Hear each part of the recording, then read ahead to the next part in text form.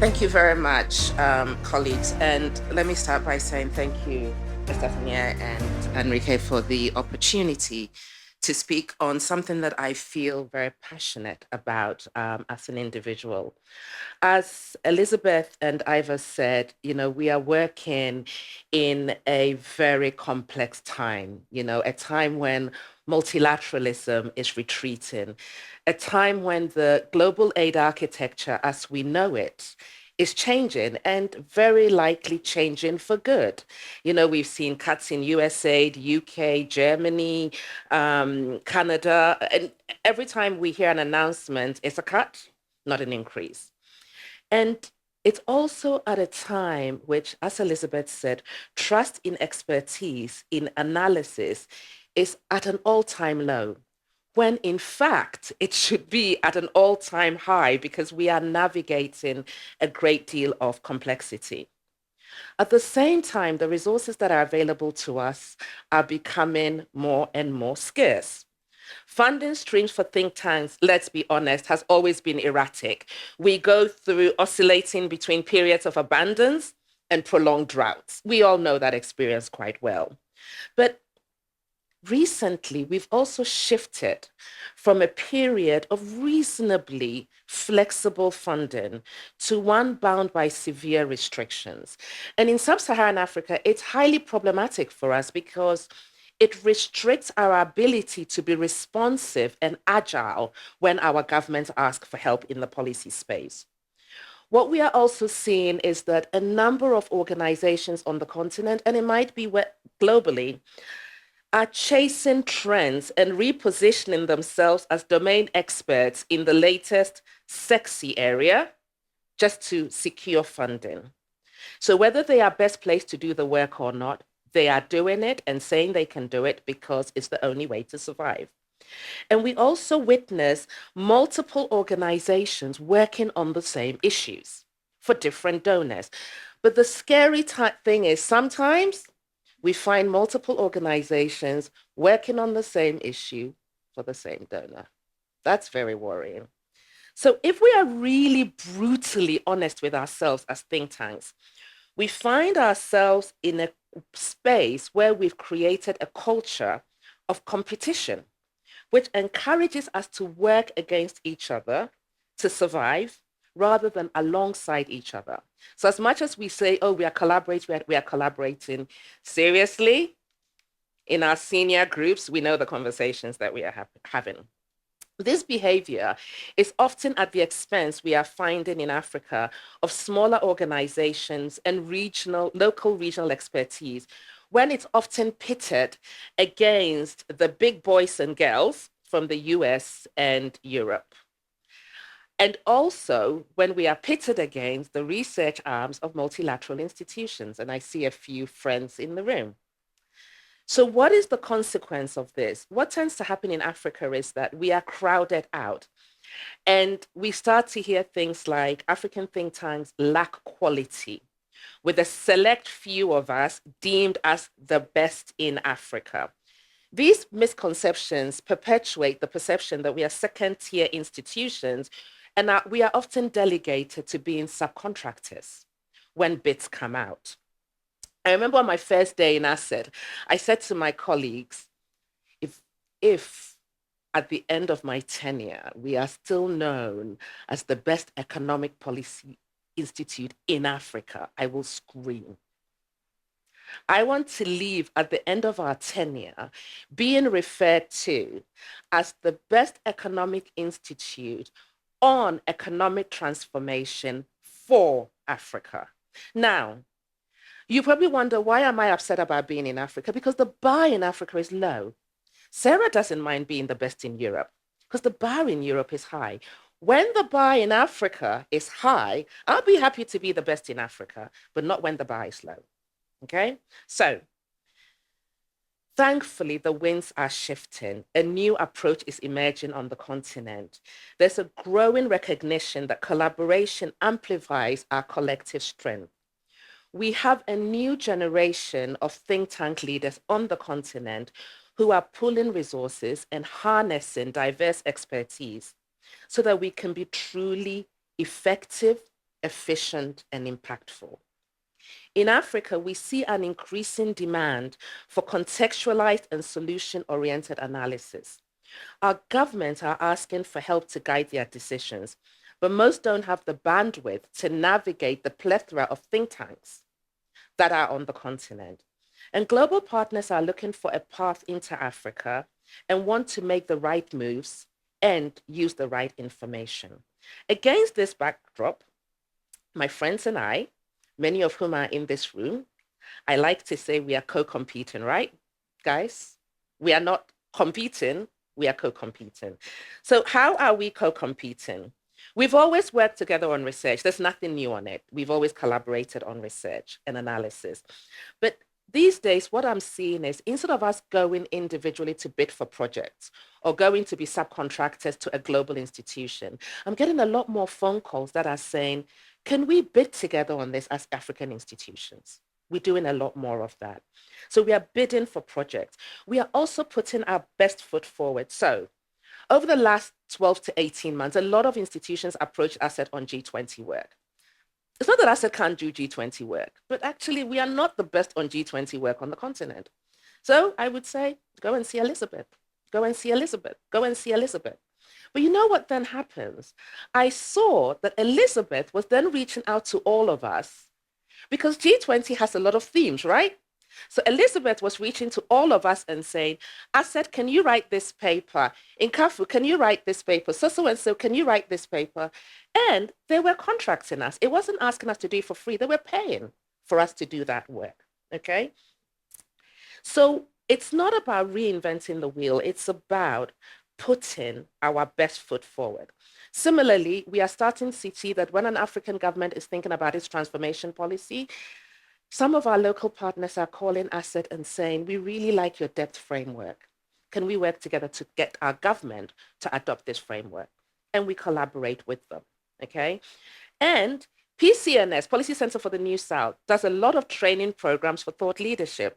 And how many African institutions get that email that says, can you nominate your young, bright future leaders to come to this training program? These are all new ways in which we are collaborating. But we are also thinking about the ecosystem. And I think it was Ivor that said earlier on that Policy Institute, our job is to be the bridge between research and policymakers. Our job is not to be researchers. But for a very long time, what happened was the donor would come and give you money, and then they'd say, we're really worried about your research capacity. So you go into academia and you get a lot of researchers, and those guys are hard work because they don't want to do any policy work. They just want to do pure research. They're really hard work. And then they'd come back later and say, we don't see you doing enough advocacy with citizens. So you set up this unit on civil society. And then they say, oh, we don't see you in the media. So you get a huge comms person. It's nonsensical. We are spreading ourselves too thinly. So we are working within the ecosystem, and at ACET, we are being very intentional about it. We are building relationships with research institutions like AERC, with universities, and we are saying, governments want information on this. What research have you done that we can draw from? We are going to them and say, governments are asking questions on the how on this. We only have the what. Who in there is doing it? And if you're not doing it, can we help you do it? So we are more nimble and able to respond a lot quicker to governments than we've ever been. We are doing roundtable discussions with CSOs all the time, sharing our research, and they are telling us what citizens are saying is not working in the policy space. And that's informing how we do policy. And we are doing media spaces, and we're doing it together. And so it's also about how do we build this ecosystem? And we don't have to do everything. And we have to be bold enough to say to donors, no. And don't say because it's ACET. We've said no. A donor came to us and gave us money, and we said no. They came back and gave us money again, and we said no.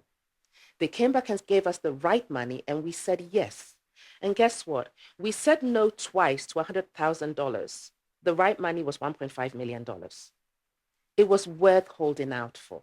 So that's why you need to say yes to the things that you are good at. It makes a big difference, okay? And what we are doing is we're not doing this just for collaboration or for money's sake. We're doing this because we know it will make us more efficient and effective. We're doing this because we know we are putting our best foot forward to our government and our global partners. And we need to show that there's extensive expertise on this continent. So it's not just ACET, it's not just SIRE, it's not just PCNS. Have you heard of Inkafu? They are one of our fastest rising stars. Have you heard of Zipper? They went quiet for a while because Zambia was in crisis, but they are back with a vengeance. Okay? That's the difference. We always put our best foot forward. And by collaborating, we will show the world that we are not a second tier group of organizations. We are the best for Africa, who just happens to be based in Africa. That's what matters. But it's all about impact. So let me give you two examples of impact. Last year, Development Reimagined, who are not here, they're not a think tank, but we kind of claim them as part of our think tank, got in touch with all of us and said, guys, have you noticed how we go to these spring meetings and we are doing the same events and duplicating efforts and fighting over ministers and et cetera, et cetera. And they pulled us together and we actually collaborated. We didn't fight over ministers. We had the best representation we've ever had at the spring meetings. In fact, I think we saw more World Bank and IMF people at our spring meetings than we've ever seen because they weren't spread too thinly. And in fact, by pulling our knowledge, we were a lot more impactful. A second example is something that we started a while ago. 3 years ago, everybody was telling us, oh, African ministers don't know what they want for the global financial architecture. And they kept saying this over and over and over. And I was like, but we're doing so much work with them. So we went out and we actually bothered to sit in the World Bank fora. And we realized that every time an African minister spoke, they spoke about 25 things and they forgot the discussions that we had had on the continent before they went. So we set up a group called Amplifying African Voices in partnership with FDL.